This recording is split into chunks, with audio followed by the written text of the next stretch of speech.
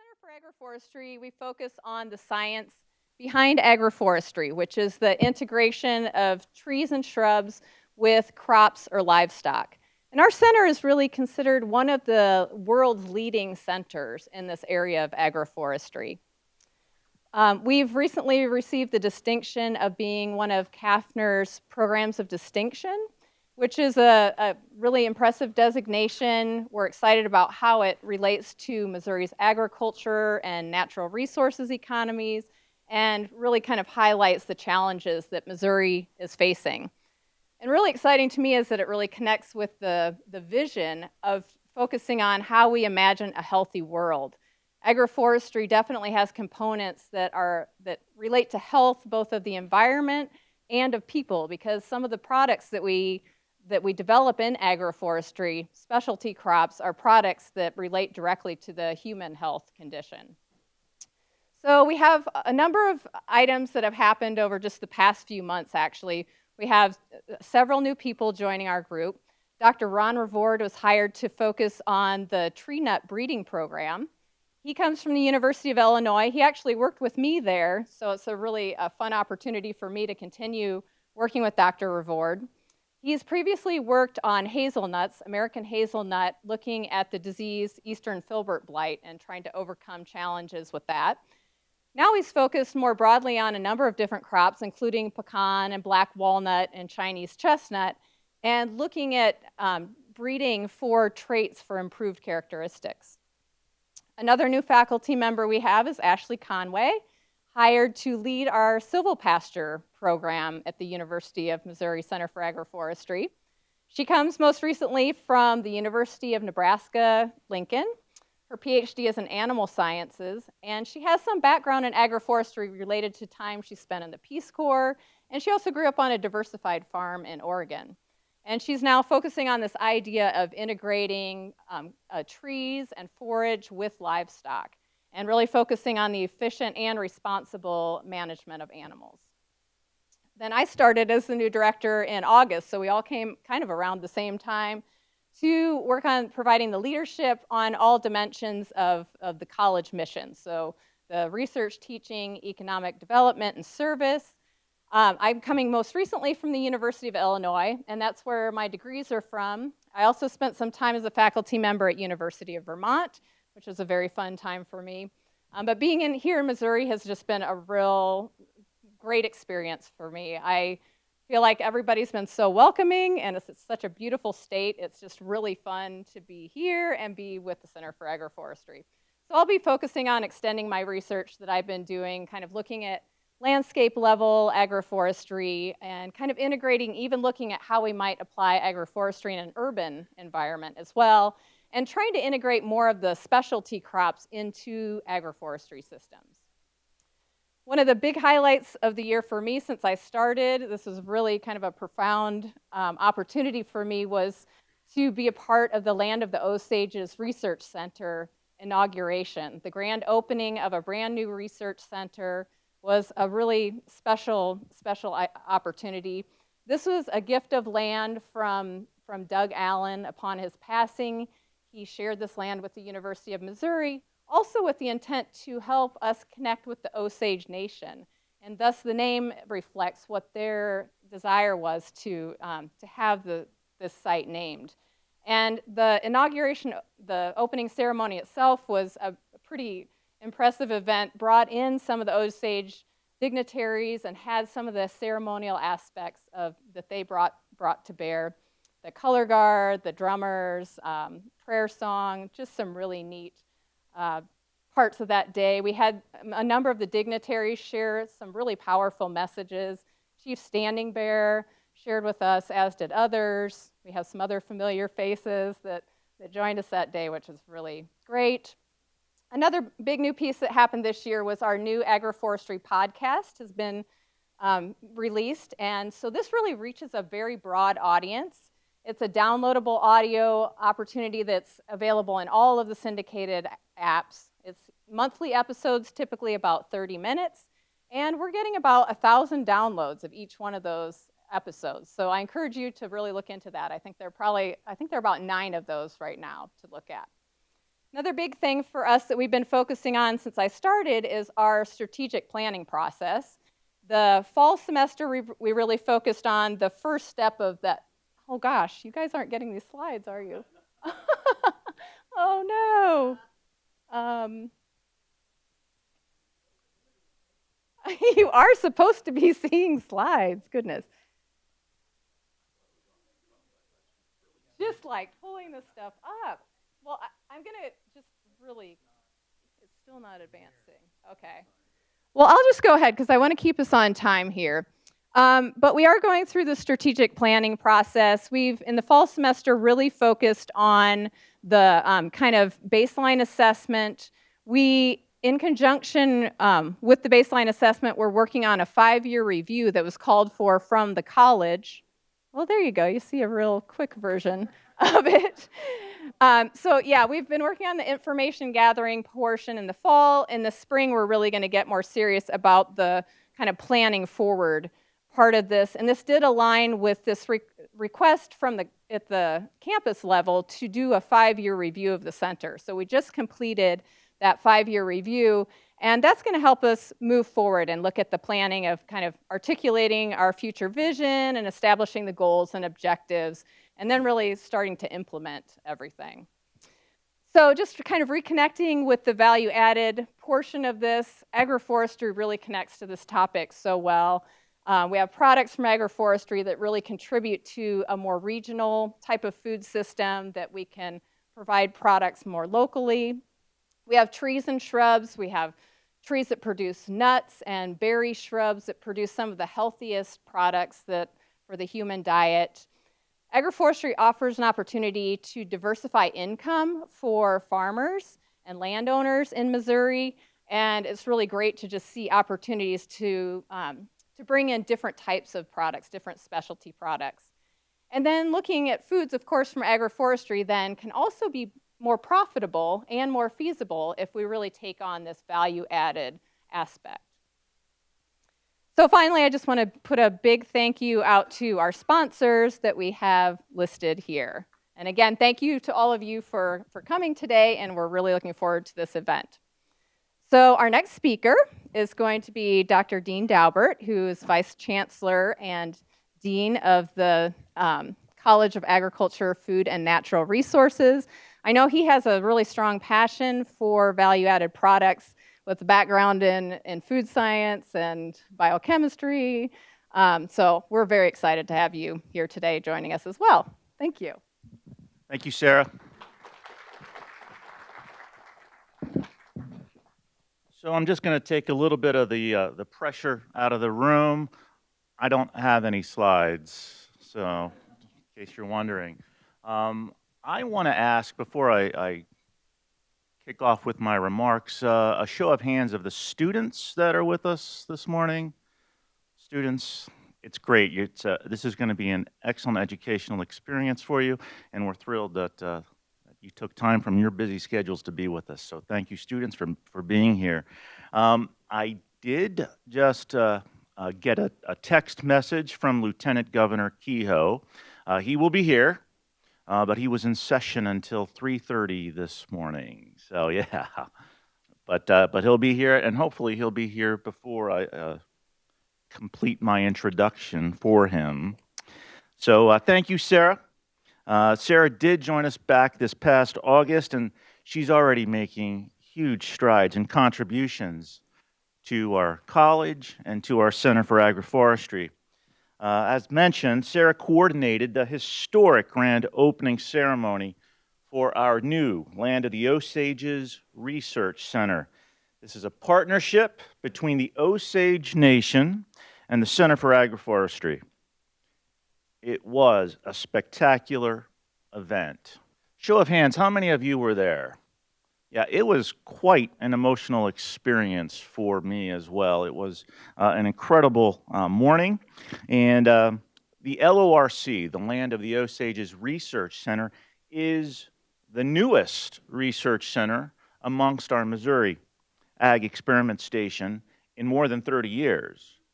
Today we have 18 centers and farms across that network, and the LORC is the newest one to that family of centers and farms. Sarah, we are thrilled to have you here at the University of Missouri.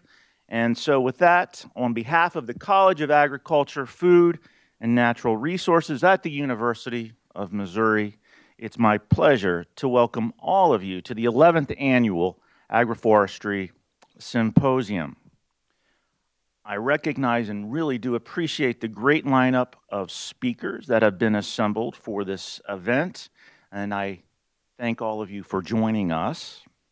Thanks to the Center for Agroforestry for organizing this event, especially if they could stand for recognition. Greg Ormsby Morey, Greg, right here.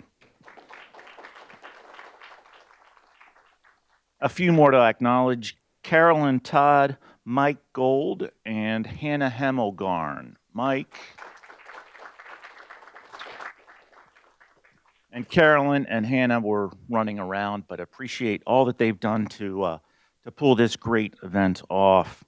The Center for Agroforestry, as Sarah mentioned, is one of 7 newly named programs of distinction in our college. Last April, as part of the college's strategic plan launch, we named 7 programs of distinction to recognize existing strength that we have in CAFNR's programs, amongst CAFNR's programs. And the title of our strategic plan is The Drive to Distinction. These programs of distinction, together with our academic programs, define our current impact on Missouri's agricultural and natural resource economies. They demonstrate excellence in addressing challenges facing Missouri agriculture and its natural resources. The Center for Agroforestry was created in 1998, and it supports the long-term future of rural and urban working farms and forests by achieving economic, environmental, and social sustainability. Interdisciplinary collaboration is one of the most notable hallmarks of the center. Linked to the center's science and research programs are numerous partnerships with landowners, natural resource professionals, federal and state agencies, and nonprofit organizations that produce an array of very positive outcomes. Since its inception, the center has brought in more than $55 million in grants and contracts to support that important mission. I want to especially note here today agroforestry's ability to augment economic returns for farmers through diversified specialty crop income opportunities and value-added enterprises, which is the focus of this year's symposium. Value-added production is also the focus of a new statewide initiative that I have been proud to help launch since joining CAFNR. The Missouri Food, Beverage, and Forest Products Manufacturing Initiative, we hope, will benefit Missouri farmers, land managers, and entrepreneurs by stimulating innovation and entrepreneurship in the agricultural and forestry sectors and the development of new processing capacity and new value-added businesses. The Center for Agroforestry is well positioned to contribute to the initiative through work on specialty crops that feed into novel food and beverage products, as well as many other forestry products. This initiative was a grand idea in the college's strategic plan, The Drive to Distinction. It's been embraced by the agricultural and natural resource communities across our state, including the Missouri Forest Products Association. Forest products manufacturing already make up more than 10% of the value-added agricultural output in the state. When we talk about the economics, ag and natural resource contributes about $88 billion to the Missouri economy. Forest products contribute about $11 billion to that total. So it's quite significant. And this economic impact includes creation of lumber, paper products, including stationery and cardboard containers, wood products, including trusses, flooring, windows, and doors, in addition to furniture and whiskey barrels. As one of Missouri's land-grant colleges of agriculture, food, and natural resources in our state, we have the opportunity. I think we have an obligation to lead in transforming our state and the world around us. A recent feasibility study that we commissioned last year showed there is huge opportunity for value-added processing in Missouri. Missouri agriculture can achieve greater economic impact with the transformation of our commodities towards products better aimed at today's consumers. Food, beverage, and forest products manufacturing can diversify and bring increased value to raw commodity production throughout rural Missouri. Our partners in getting this initiative off the ground included a variety of Missouri commodity groups and organizations, in addition to governmental entities. This has been a huge team effort, and it's incredible to see how broadly this initiative has been accepted across Missouri. Last summer, our governor's office embraced the initiative and its potential for our state and established a special task force for the Missouri Food, Beverage, and Forest Products Manufacturing Initiative. That task force is led by Missouri Lieutenant Governor Mike Kehoe, our keynote speaker. And I know Lieutenant Governor Kehoe will share a bit more about this initiative. So allow me to introduce our speaker this morning. Lieutenant Governor Kehoe was appointed on June 18, 2018. Prior to that, Mike served as a state senator representing the 6th senatorial district, covering 7 mid-Missouri counties. Kehoe was first elected in 2010 and re-elected in 2014. He served as the Assistant Majority Floor Leader for 2 years and the Majority Floor Leader for 3 years, for which he was named Statesman of the Year. In this leadership role, he served as Chairman of the Senate Rules, Joint Rules, Resolutions, and Ethics Committee, was Vice Chairman of the Senate Gubernatorial Appointments Committee, and was a member of the Administration and Agriculture Committees. Lieutenant Governor Kehoe has been honored by the Missouri Cattlemen's Association, the Missouri Association of Electric Cooperatives, and others for his legislative accomplishments. As a businessman, he has won awards, including the Time Magazine Quality Dealer Award, Ford's President Award, and induction into the Automotive Hall of Fame. He has served as chairman of the Jefferson City Chamber of Commerce, was a 2-time United Way Fund Drive chairman, and he remains a strong supporter of numerous youth development activities from Boy Scouts to 4-H. Born in St. Louis, Lieutenant Governor Kehoe and his wife, Claudia, have made mid-Missouri their home for more than 30 years, and they're the proud parents of 4 children. Lieutenant Governor Kehoe remains a small businessman at heart, never forgetting the lessons learned at Osage Industries and Mike Kehoe Ford Lincoln.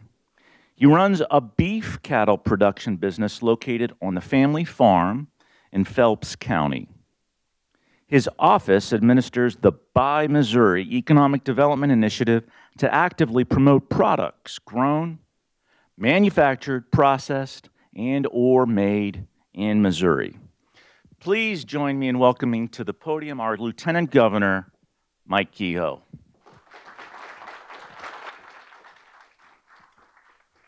That's great timing. Well done. Let me take this for you and I'll let you go. Well, thank you, Dean, and good morning. It's always embarrassing when your introduction is longer than your comments.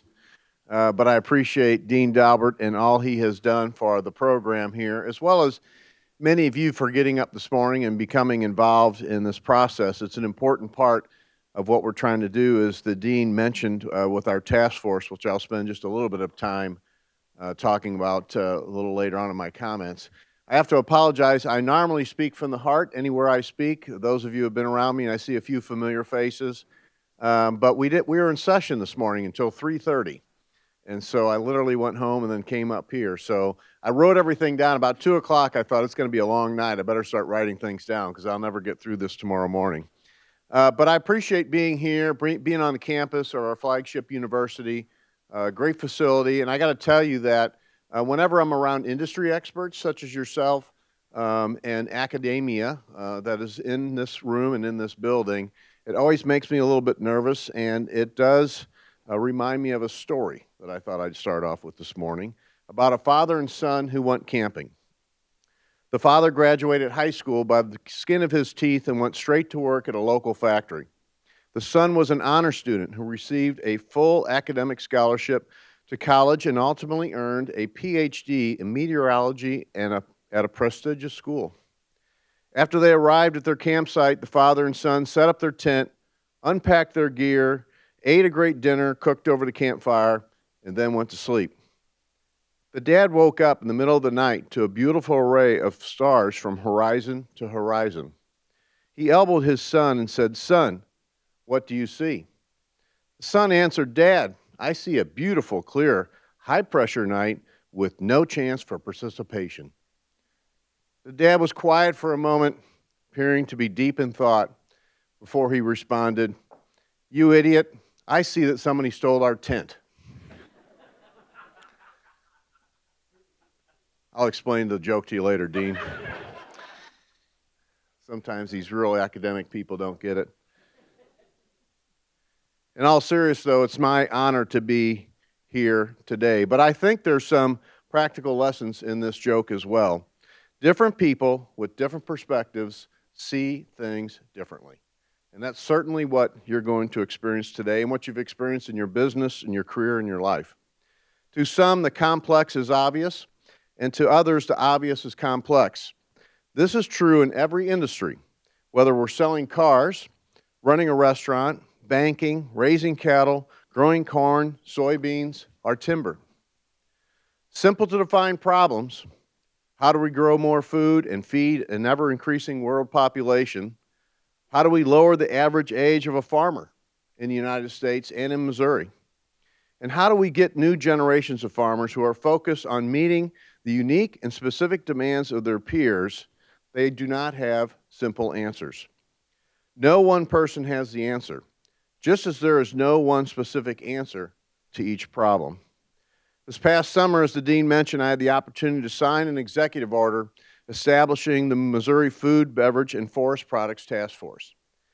This task force is the brainchild, quite honestly, of Dean Daubert and others such as Chris Chin, our Director of Agriculture, many of you know, Dan Cassidy from Farm Bureau, Farmer Senator Brian Munzlinger, Chairman of Agriculture from Northeast Missouri, just a champion of agriculture, and commodity leaders like Gary Marshall and Gary Wheeler from corn and soybean, as well as many others who want to identify ways to meet the increasing demand for food.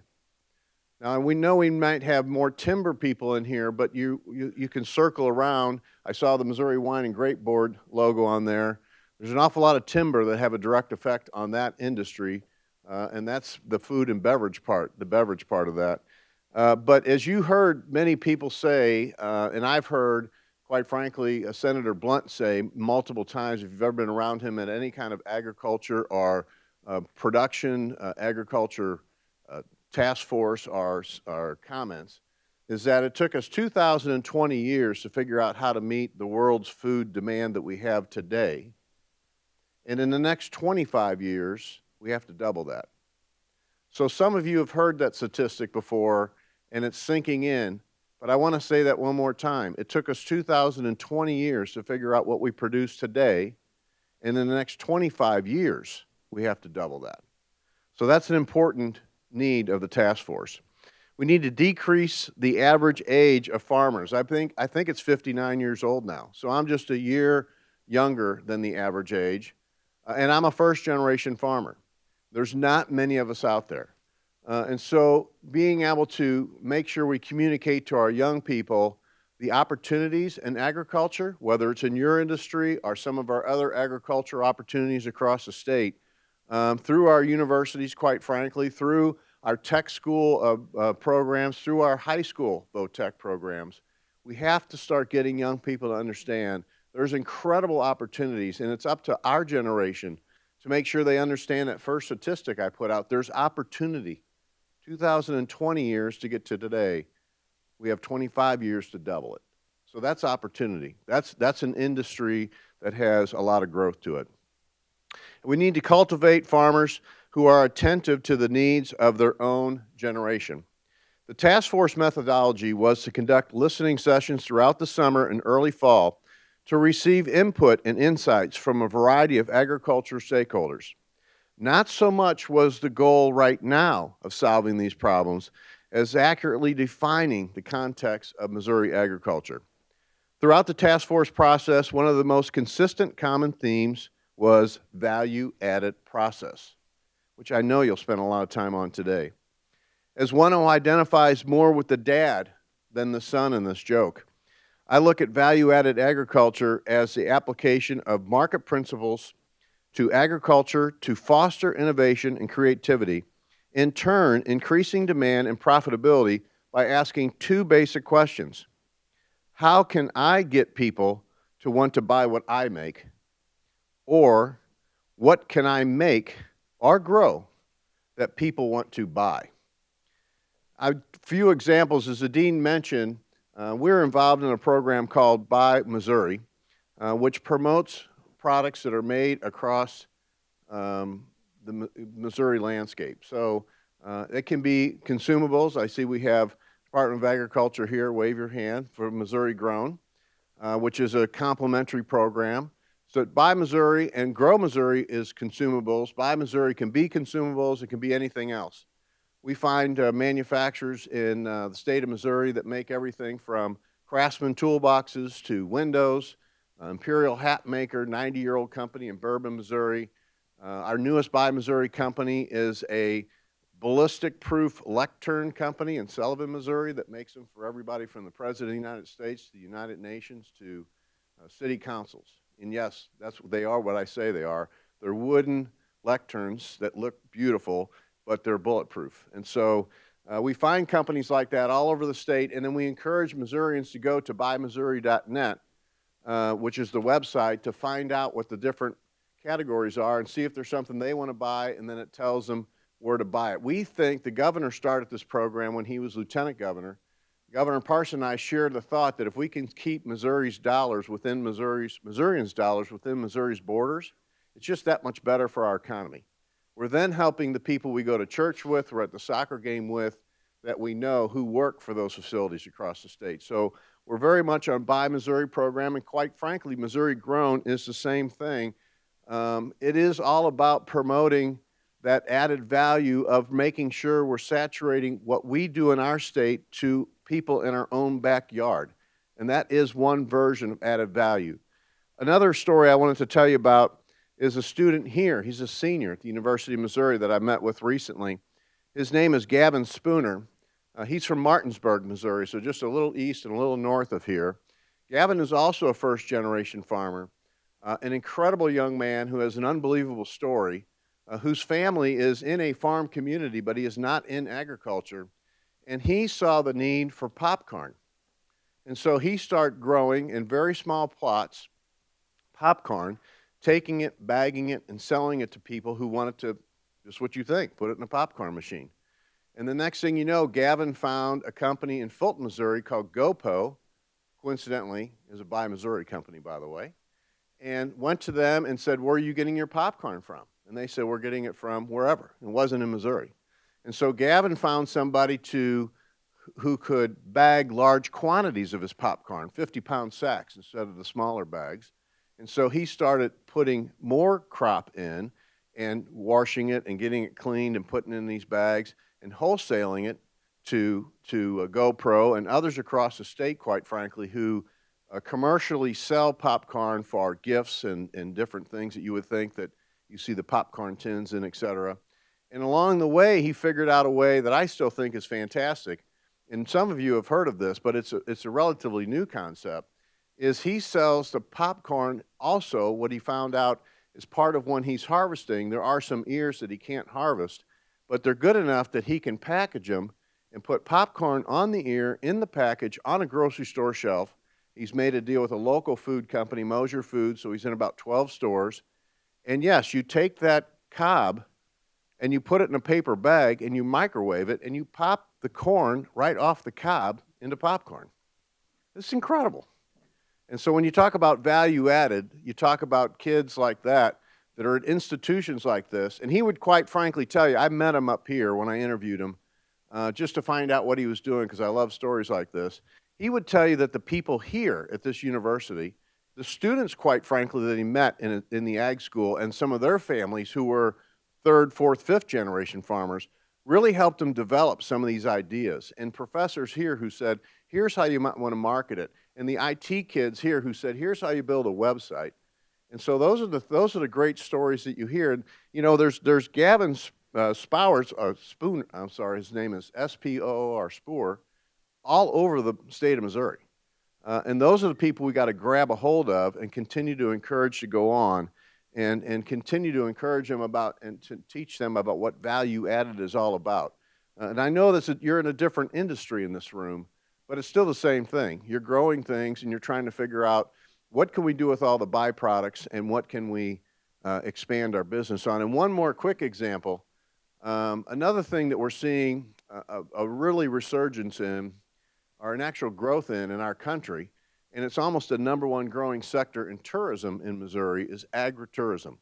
And that's value added as well. So these are typically, almost always, family farms that do traditional family farm stuff, whether they raise cattle, they milk cattle, they have crops, et cetera. And they're figuring out ways to take people from urban areas mainly who still think their beef come from the grocery store, and they're bringing them on site to show them, here's how this actually goes. And people are fascinated by it. I have a friend who's lieutenant governor in Louisiana, and he is in charge of tourism in our state. One of our jobs is tourism by sitting on the Tourism Commission. But especially people from other countries are from large urban East and West Coast areas who have never seen a tree in their life. They're fascinated by going to a farm and see a cow milked. I mean, it's just fascinating to them. I can tell you that this agritourism industry is an example. As a joke, my wife was on the phone with me one day and said, what are you doing? I said, I'm unrolling hay to feed cattle with snow on the ground, and I'm rolling hay. And she said, how does your new unroller work? And I said, I'll video it and I'll send it. I videoed it to her, and instead of sending it to her, I just put it on Twitter. To this day, the largest tweet I've ever had, people watching a bale of hay unroll. It's unbelievable. So when you talk about agritourism, don't play that cheap, because people are fascinated by what you do every day in your operations and just take as commonplace work. There's somebody fascinated to learn how that happens. An event like today could easily become one of the discussions and dissertations on the specific wording of the USDA's definition of value-added agriculture, our intensive debate about whether there are really 3 or 5 methodologies for adding value to a product. However, I'm so pleased to see your agenda for today goes far beyond the theoretical to the practical. It is the practical application of value-added agriculture that will help increase production, attract young farmers, and engage a new generation to meet the demands of their own generation. All of this, and my presence here today, then begs the question of the role of government in value-added agriculture. Adding value to agriculture, or any business endeavor, is done when farmers and small businesses owners are given the freedom to innovate and take risks to grow their farms and businesses, and in turn their profits. Government's role is set for the framework in which these farmers and businesses operate. Regulations to protect human health and the environment are absolutely necessary, but I am persuaded that the government makes a poor nanny and therefore should not act as one of the stifling opportunities for growth and innovation. One of the most enjoyable aspects of being lieutenant governor is the opportunity to travel throughout the state and meet people and observe their businesses and industries and learn about the services they provide or the products they produce. Additionally, many Missourians have incredible life experiences, some of great triumph, some of great sorrow, and all manners in between they are willing to share. For instance, in 1981, a young Marine named Rocky Sickman returned to Krakow, Missouri after spending 444 days as a hostage of the Ayatollah inside the U.S. Embassy in Tehran. Rocky was able to take a horrible, unimaginable experience and turn it around to a very successful career with Anheuser-Busch. Jay Wasson, a friend of mine that I serve with in the Senate, is from Ozark, Missouri. Jay has done incredible things in the community he resides in of Christian County. Jay is the only man that I've ever met that's just 2 generations away from the Civil War. His grandfather was born in the Civil War and was 1 year old during the Wilson's Creek battle. And I tell you these stories, and Jay, by the way, when I talked to him and said, he can tell you in great detail about his grandfather and his family. And I said, how do you know this great detail? And as many of you know, in those days, they wrote their stories in their family Bible and passed it on. And he still has those Bibles with all those handwriting. It's fascinating. I tell you these stories because there's incredible people that we just think are our average neighbors doing unbelievable things. They're ordinary men with extraordinary stories, each of whom make their own unique contribution to Missouri's greatness. But there are many more like them across the state, from Mound City to Hayti, from Pineville to Kehoe, and everywhere in between. For it's government that's not government that makes a state great. It's the people. You in this group, as well as present and future farmers across the state, are the ones that will ensure the future needs of agriculture are met and guaranteed that value-added agriculture is indeed part of this solution. Most Missourians recognize these stories that are behind names such as Bush, Pershing, Bradley, and Morris. However, most Missourians will never know Wasson or Sickman. I am grateful for all of you taking the time to attend and participate in today's symposium. Your efforts and shared knowledge here today are important to Missouri. Good luck with today's program. But before I leave, we got to do one more thing. On Sunday, go Chiefs. Do we hear it?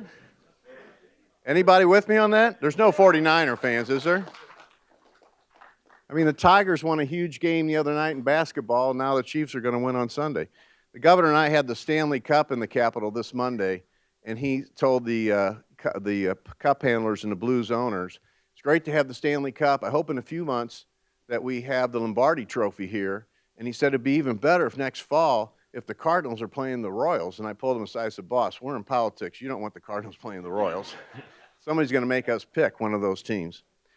But in all seriousness, thank you for letting me be here today. Thank you for spending your time to try to figure out ways to advance our #1 industry in our state. It's very important to our administration, to the men and women who serve you down in that Capitol building. I can guarantee it's something we talk about and try to figure out ways to A, get out of your way, as I said earlier, and B, let you grow your business. So have a great day. God bless you, and thank you so much for having me.